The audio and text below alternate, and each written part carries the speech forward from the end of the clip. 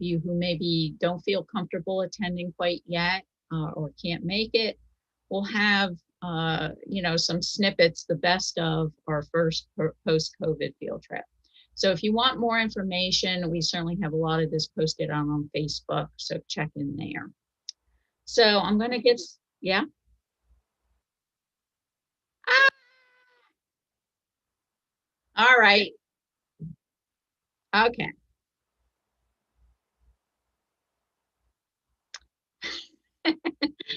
Okay. Hi, I'm Jennifer Adams, Membership Director for Florida Native Plant Society Pine Leaf Chapter, and also Informal Field Trip Coordinator. So I'm first going to talk about the field trip that we're going to be doing this Saturday at 9 a.m. We're going to be meeting out at the north parking lot area of Lake Lizzie Preserve.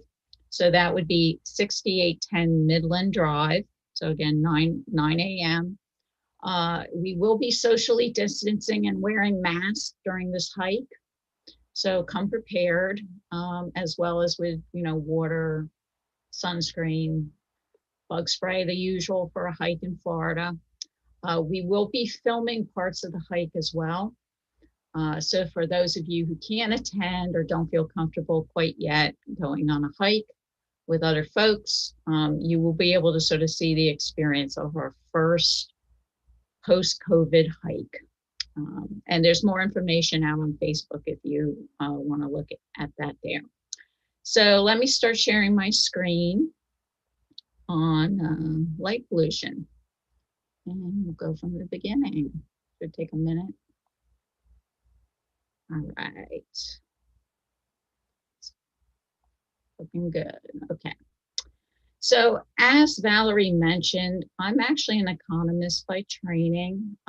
So you might be saying, what the heck is an economist speaking about light pollution? Well, my husband, James Adams, is actually an amateur astronomer, loves collecting tons of astronomy equipment, which is, how my house sort of looks like the astronomy lab now. But certainly one of the big pet peeves of astronomers everywhere is the impact that light pollution has been having on the visibility of the stars, and how that is affecting being able to do, citizen science and other studies of the heavens. But light pollution also has impacts on us. It has impacts on the environment, on animals that are very detrimental. So I sort of became involved in light pollution as a little side habit from my husband's interest in this particular area as it pertains to astronomy. So what are we going to talk about today? So I'll talk about light pollution, what it is, how it came about. And then we'll talk about impacts on the natural environment, on animals and plants. We'll talk about impacts of light pollution on us, the humans, who created light pollution. And then I'll talk at the end about some different strategies you can use to combat light pollution.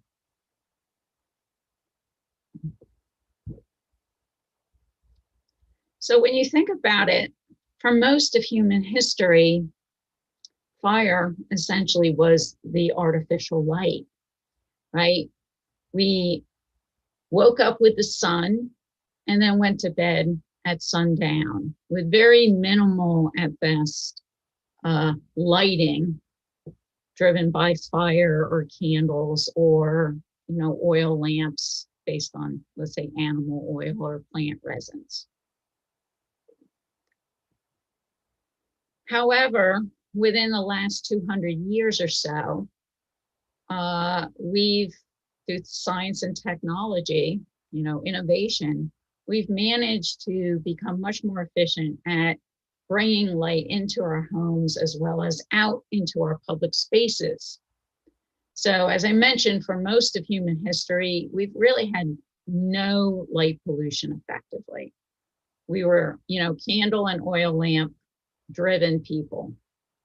But in the late 1700s, early 1800s, as we were developing, as we were burning coal to, power and heat our homes, we discovered cracking and the ability to extract from coal gases, right? And these gases essentially became utilized for powering gas lamps. So gas lamps were the first major um, discovery and invention of having more widespread light and thus light pollution.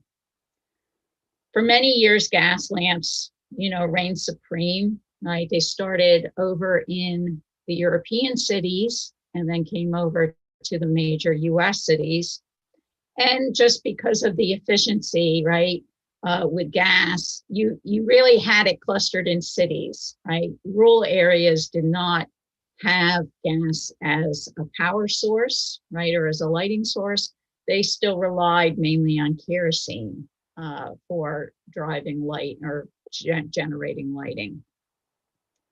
As we move into the late 1800s, which was sort of an epic time of innovation in the US and Europe, we come into the electric age, right? And the rise of electricity, again, being generated by like coal and other techniques to power lighting.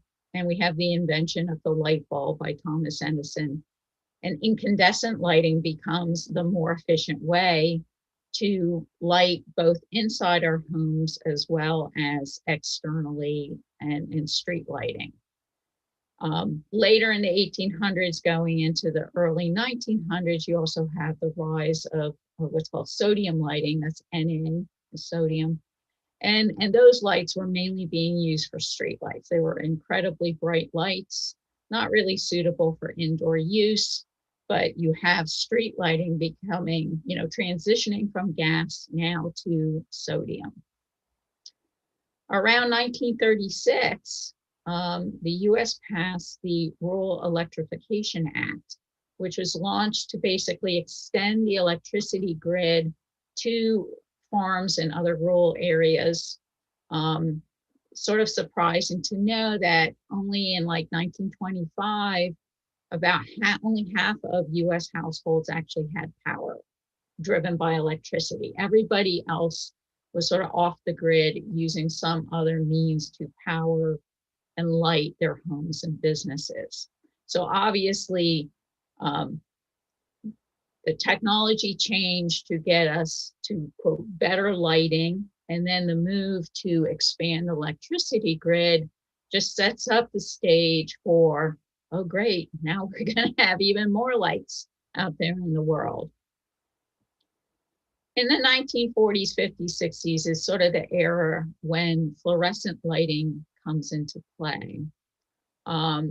Fluorescent lighting actually had been worked on for a long time, even predating the incandescent light bulb of Edison.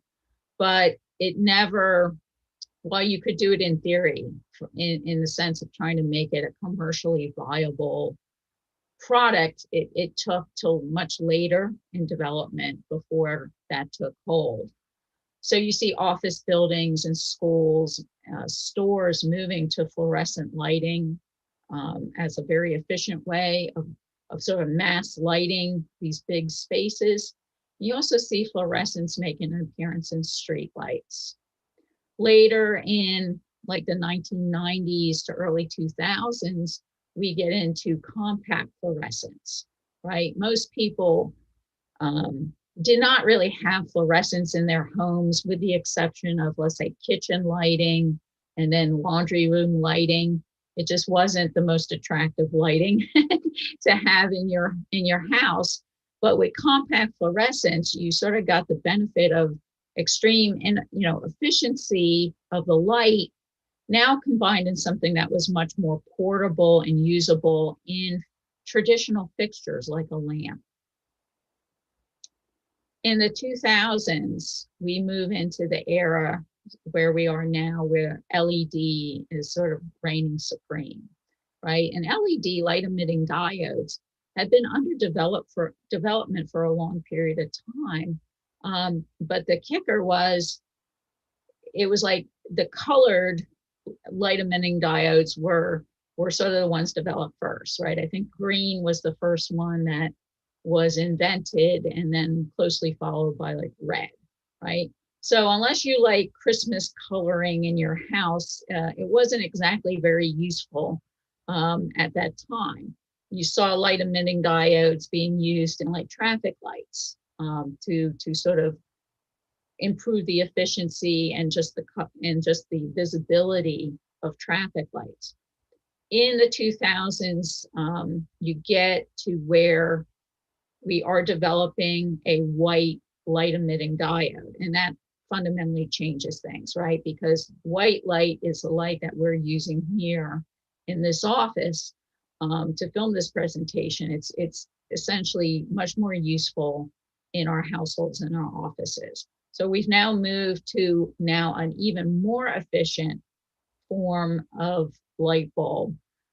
And the kicker, though, is, with all these technology changes over time, with the spread of electricity and then the improvements in lighting efficiency, we're saving money, but we're also spreading more light pollution. So what is light pollution? This graphic sort of indicates a good example of one of the most serious forms of light pollution, which is light pollution from street lights. And as you can see, if you're the pedestrian here, the light that's really most beneficial to you from the street light is the one that's coming directly down, lighting the path that is ahead of you. That's what we're calling useful light in this case. The rest of the light, though, is spreading all around, and it's not helpful and it's harmful. Some of this light is getting in your eyes, right? And this is the glare.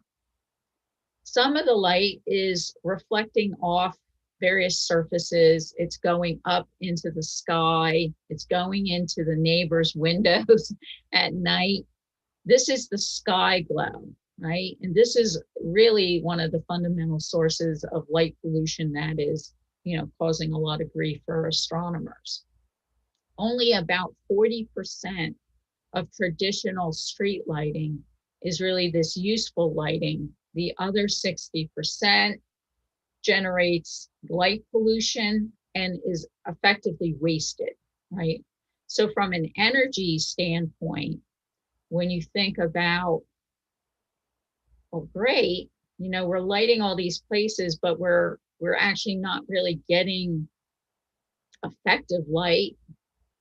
We're spending money, right? And we're damaging the environment.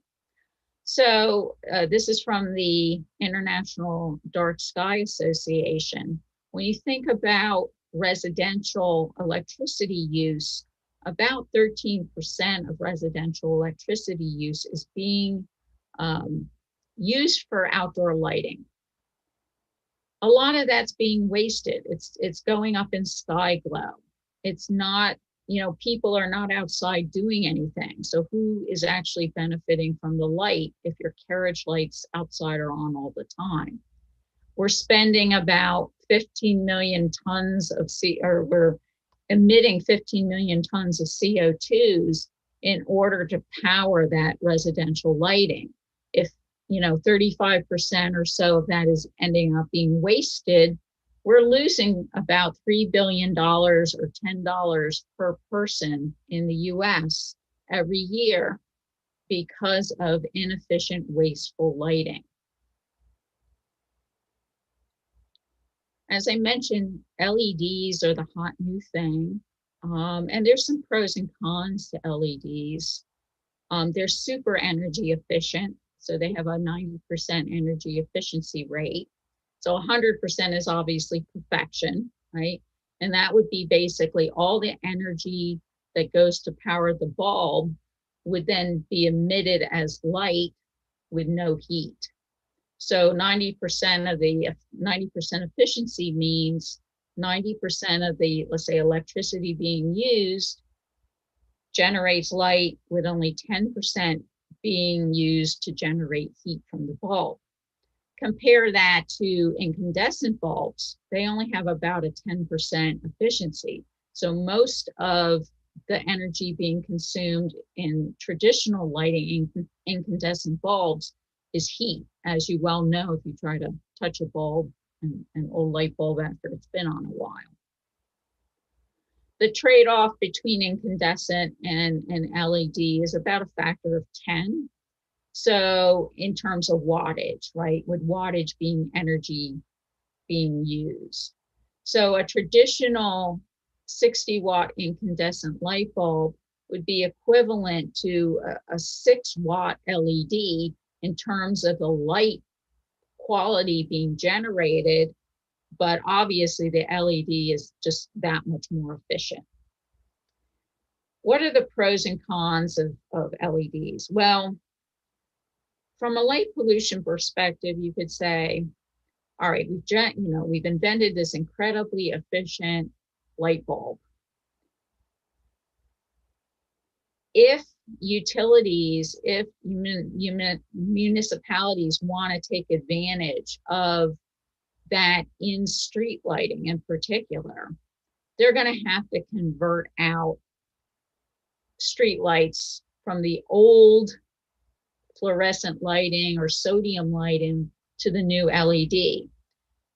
We can use that opportunity to address some of the more egregious problems with light pollution in that transition, right? So maybe instead of just the open street light, which generates a ton of light pollution, we go to the LED, it's more efficient, but then we put on a hood or a shield so that the LED light is pointing down, right? We're getting more of that effective light, the good light, and less of the sky glow. The downside, and then that makes sense, right? Because, it's always effective to argue to folks that, hey, you'll save money. That's a key driver for a lot of decisions in politics. The con, though, is the idea that, wow, now that light is so cheap, we can use more. And sadly, there is this trade-off here. When LEDs first came on the scene and they were starting to be used in streetlights, you had municipalities putting in incredibly bright blue or, white light. They were aggravating the light pollution situation. Luckily, I think we're at a balance now where people realize this is a problem, and what is going on the market now is more efficient, warmer LED lights that are more friendly. But you still have this trade-off, right, where people are going to be tempted to utilize more light simply because of the cost efficiency. All right, I'm gonna pause briefly and see if there's any questions.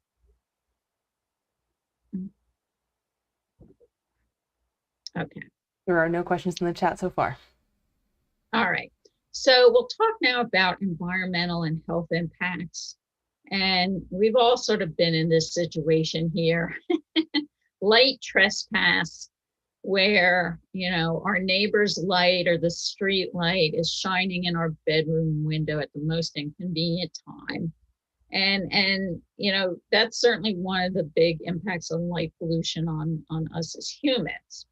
But when we think about, we'll talk about the environment and trees and plants first, light pollution has a devastating impact on animals, plants, the rest of the environment.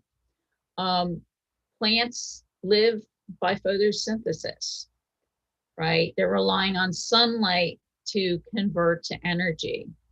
Artificial light sort of screws that up. It's throwing off plants and trees' seasonal adaptation. So you can sort of see in the lower left-hand side photo, what looks like to be a red maple moving into its fall foliage, except it's not totally moving into its fall foliage because there's a big green section of it that I've sort of circled. And that big green section is right under the street light that is above the tree. So you can sort of, we have actual proof, actual evidence that these trees' timing in the seasonal cycle is getting screwed up because of almost constant exposure at night to lighting, street lighting. What's happening here is the tree is not going into its fall foliage when it should. Come the spring, with the lighting, it's likely to go into bud in sections of it earlier. It's going to make it more prone to have freeze damage. It's not then going to be generating the leaves needed to collect sunlight and go, generate food for the tree, right? So it's screwing up this cycle that would have naturally taken place if not for excessive lighting. This has a ripple effect through our system, right? Because animals that are dependent on trees and plants have their cycle disrupted by the fact that, light pollution is disrupting their plant source.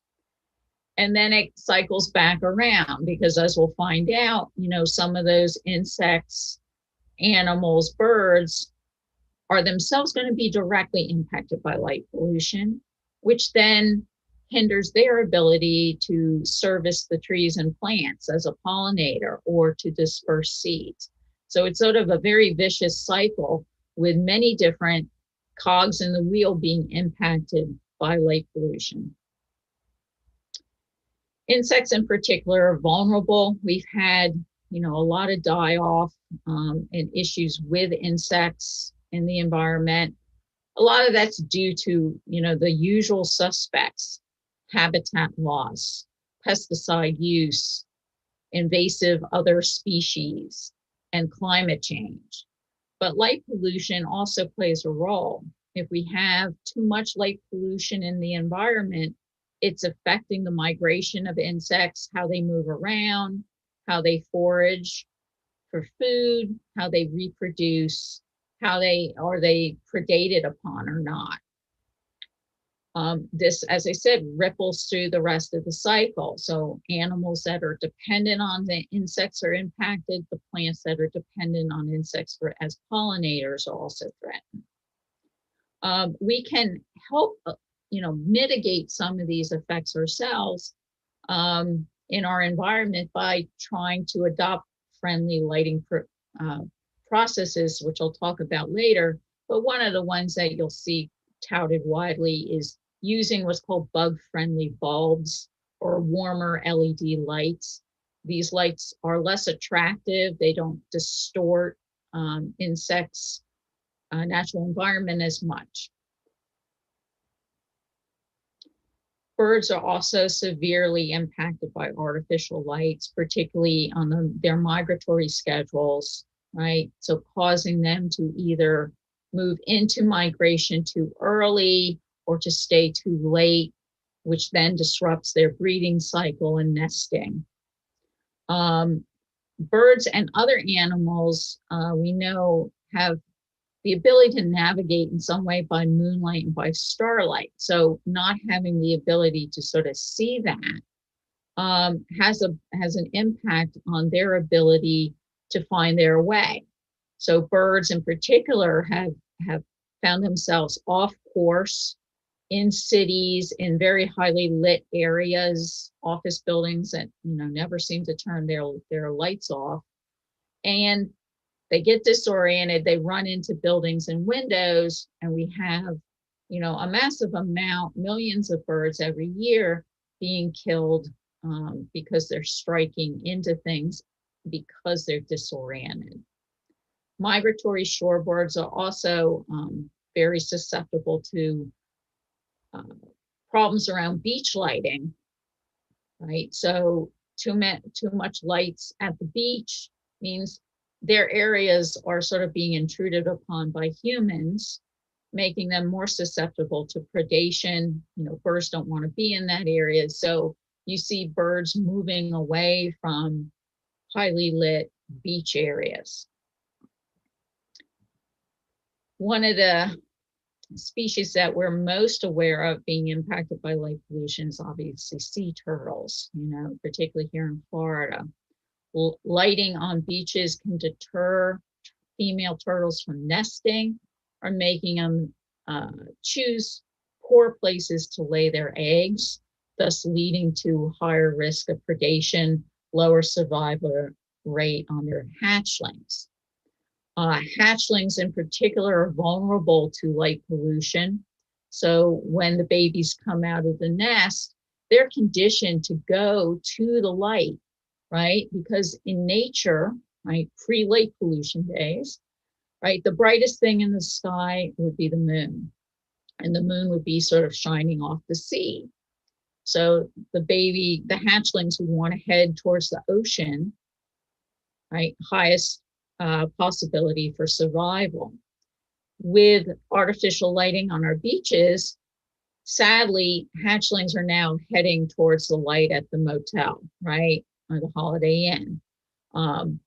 So we have to be particularly mindful of lighting on beaches. And I have to say, Florida has done pretty well at trying to communicate that. Turning off lights on the exterior of hotels and condos and houses that are facing the beach, using shielded lights if necessary, using warm lights as needed. In particular, there's been some studies down in Mexico looking at different types of lighting and whether that had an impact on sea turtle nesting success. And in particular, lighting is deterring sea turtles from nesting, but red lights seem to be less problematic than the bright yellow lights or traditional lighting. We had bats as our topic last month. Bats are also impacted by light pollution. You would think that bats might actually be a species that does okay with light pollution because as insect eaters, as the insects cluster around lights, well, there's food right there. But studies in Europe and studies in the US have shown that bats in particular are being impacted by light pollution, and it's not uniform, right? So some species are being more impacted than others. In particular, there was a study at Great Hollow, which is this nature preserve up in Connecticut, and they decided to do some testing. They lit their wetland area for 2 summers with very bright LED floodlights at night. So they had some lighted nights and then they had some nights that were dark as the control. And what they found out is, and then they went out and they sort of monitored, bat echolocation, what bats were doing, whether different species of bats were out there at certain times. And what they found is that 2 particular species were adversely impacted by far. The big brown bat and the endangered little brown bat. During dark times, little brown bats were out there about 65% of the time. However, when they switched on the lights, the incidence of little brown bats actually fell to 14%. So quite a significant drop off in what those bats were doing. So it changed the mix of bats out there in the environment. We don't escape. We created the problem and we suffer from it as well, right? So humans are being impacted by light pollution. Some of it obviously coming from outside, but some of it coming from inside our homes as well. Light pollution disrupts our circadian rhythm, right? As I said, in olden times, we woke up with the sun and then we went to bed during sundown. Right now, we live in sort of a poor light situation during the day, right? We're not out in the sun as much as we used to be. And then at night, we essentially try to create daylight again with all of our lighting, and that just screws up our system, right? We have disrupted sleep that causes problems with our melatonin levels, right? Lower melatonin levels, a human hormone, resulting in weight gain, depression, weaker immune system, diabetes, and some folks have even found potential links with cancer, in particular breast cancer.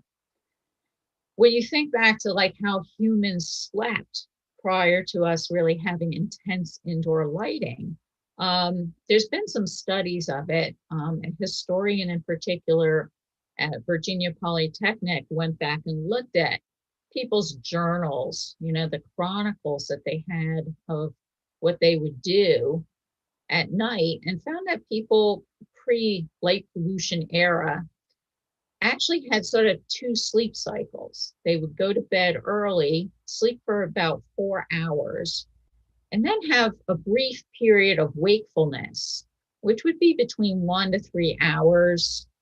And then they go back to bed again for about for about 4 hours.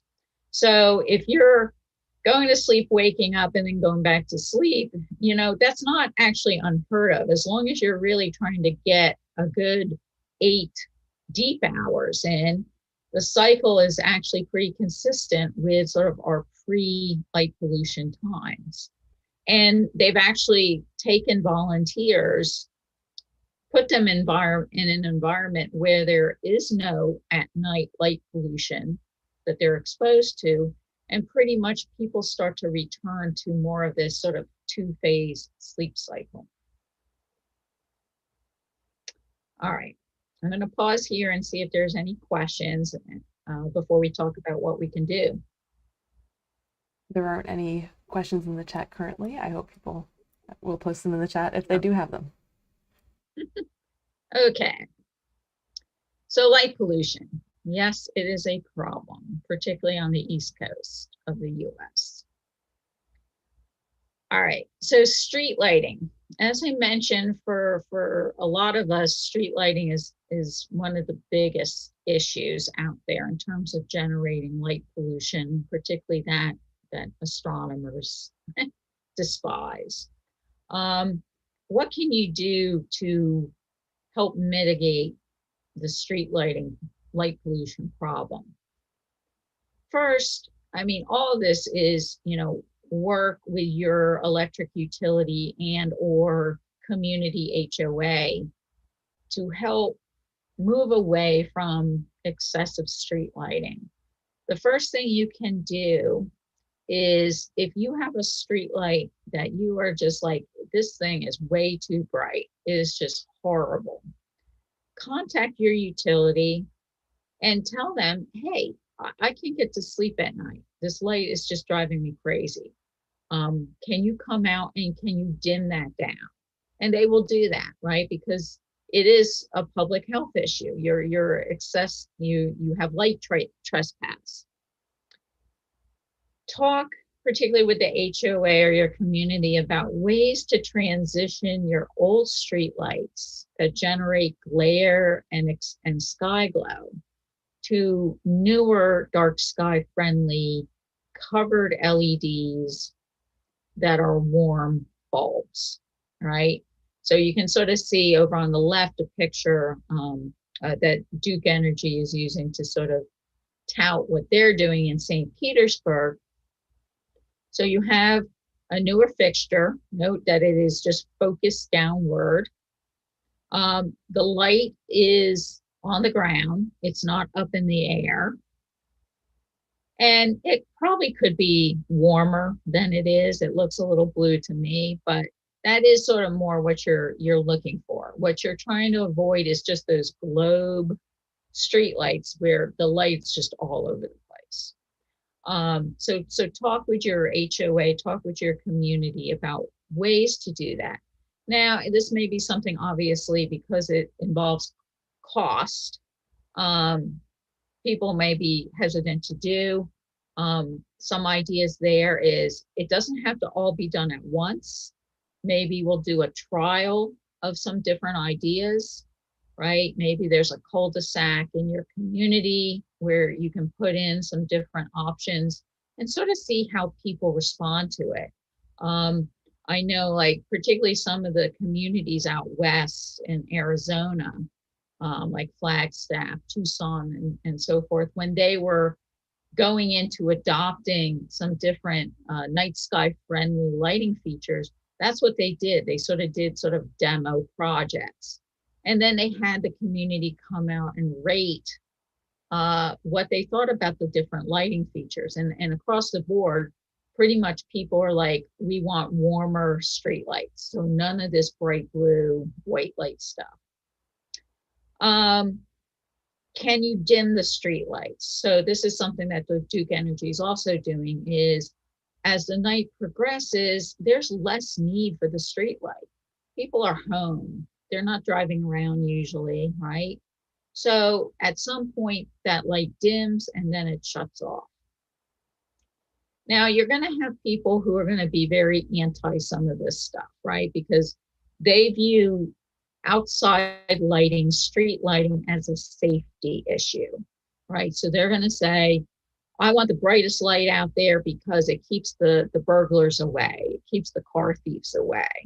There is really no evidence that light, brighter environments in terms of street lighting have less crime than environments that are darker and have dark sky friendly lighting. There's just no difference in that sense. And the way to approach this is not to sort of say we're taking away the street lights. It's we're moving to better street lights. They're more efficient. They cost less money electricity wise. And guess what? We can actually, deal with this dark sky issue, right? We'll have less wasted light. Your home exterior. Don't do what this picture is doing. This is not what you want your home to look like, which is all the lights blazing, no shielding whatsoever. But there are two ways we can address home exterior lighting issues. It's a factor of both the frequency that the lights are coming on and staying on and the intensity of the lighting. So if you can control for both of those factors, you can reduce your light pollution problem and cut back on the energy that's being wasted. So we'll talk light intensity. 4 major ways to reduce light intensity on your exterior carriage lights, pool lights, what have you. Install new exterior lights that are shielded and direct the light down, not sideways or not up in the air. So this picture of a light fixture on the left is a great example of a shielded fixture. The light is on. There is a bulb in this light fixture. You just cannot see it. It is completely shielded. The light goes down to the ground with minimal sideways or up in the air. That's exactly what we want, is something like that. If you can't replace your exterior lights, maybe this is just a too costly headache. What you can do is create a cap or a hood around the light bulb that you use in your fixture. I call it a tinfoil scrunchie, and I'll show you how to do that in a minute. You can use dimmer switches, smart light bulbs on the exterior of the house to, again, reduce the intensity of the lighting as the night goes on, and then shutting it off ultimately. And choose warm light bulbs. Again, we talked about this with respect to insects being, and turtles, warmer is better. You as a human actually feel better in warmer light than you will looking at a bright, cool blue LED light. So choose your bulbs to be warmer and lower in intensity, and it'll just be that much better for the environment and for you, and your neighbors will appreciate that too. I stole this again from the International Dark Sky Association, acceptable versus unacceptable lighting fixtures. As you can see, unacceptable really being these just globes that are open, just glass, the light goes everywhere. whereas acceptable are shielded ones, downward facing street light and light fixtures. And you can even get shielded lights now that look like the old fashioned carriage lights, but they are dark sky friendly. As I mentioned, the tinfoil scrunchie. This is real easy. Take your bulb, take some tinfoil, make sure you have enough lengthwise to go around the bulb, and then adjust the width to cut off that side glow, right? So you're trying to shield as much of the bulb as possible so that the light is being directed below, not as much to the side. And that's important. Let's say if you have, let's say, a carriage light or the light outside your front door is an old time fixture, you don't really feel like replacing it, is pretty exposed, so you're getting all this glare. By doing this, you get the light benefit, but you're cutting back on the glare and sky glow significantly. And it's cheap as all things. So frequency side, you can install timers, smart sensors, smart bulbs to adjust when the light is on versus off, right? So I love timers. They're fantastic. They do a great job. You know, if you know that the light has to come on at a certain time when you're getting home, but then after, let's say 7:30, it can go off, or 8, perfect. It's timed. You don't have to worry about somebody going and throwing the switch or not. Sensors are sort of mixed. I think they're good in general, but you have to be sensitive to your neighbors and the light trespass issue, because we've all had that person who put in the sensor light bulb, and then around 3 in the morning, for whatever reason, raccoons, branches swaying in the wind, their light bulb starts going off and on like a strobe light, right? So it works when it's working, right? So be just mindful that your sensor is set up properly for this to be okay. And the other option is, you know, you don't have to use your lights all the time. I very rarely turn on my carriage lights on my garage, except for like Halloween. So lastly, but not least, for us as humans on the inside of our homes, we can fight light pollution. Turn off lights in rooms that are not being used. That's pretty obvious energy saving there. Close your blinds at night or use light blocking blinds or curtains. I love my blackout honeycomb blinds in my bedrooms. They do a great job. Curtains are less expensive, also do a good job, and they cover your patio sliding glass doors quite well. Use dimmers to adjust the light level in your house. So there's times when you maybe need more intense lighting, but then there's times when, you know, you need to bring it down. And that's particularly nice at night if you have somebody who likes to wake up at like 4:30 in the morning, get a bowl of cereal in the kitchen. Right? You don't want them like throwing the brightest light on, right? Dim it down. When they turn the light on, they have a little light, but it's not causing light pollution in the rest of the house with people still sleeping.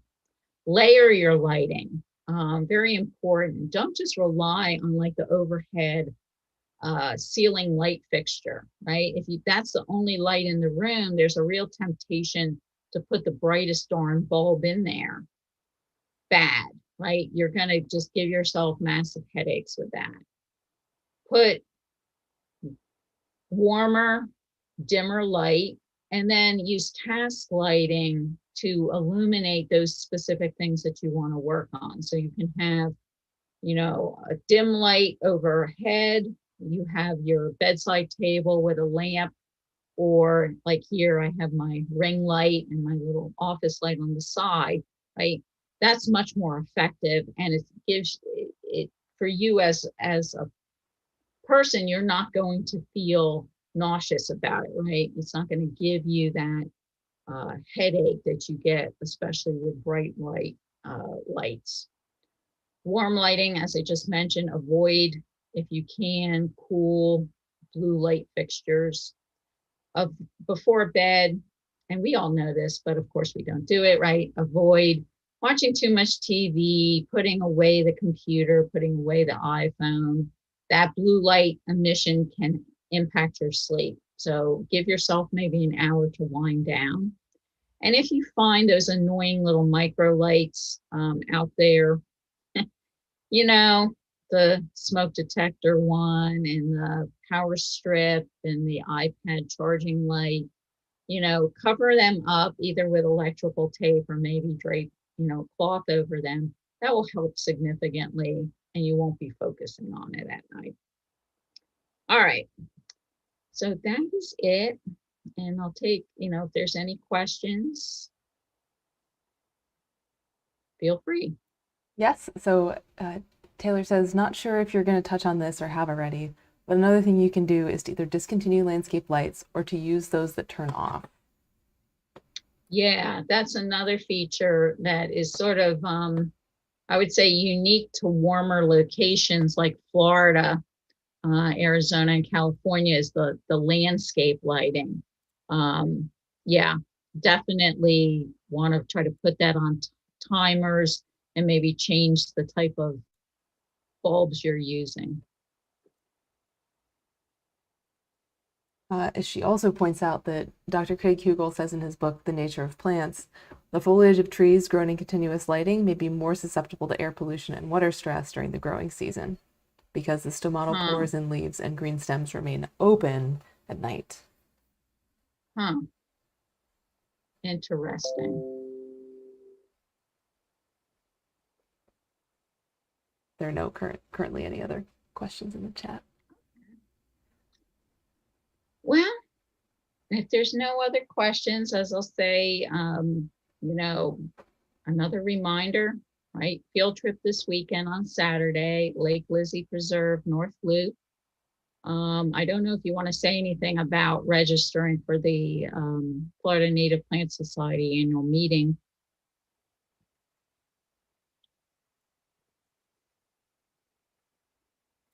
Yeah, sure. So we're having a virtual conference this year for the Florida Native Plant Society, and that is going to be all online, and the entire cost is $35, so much more reasonable than our conferences in the past because we just don't, we don't have the overhead and we really want as many people as possible to attend.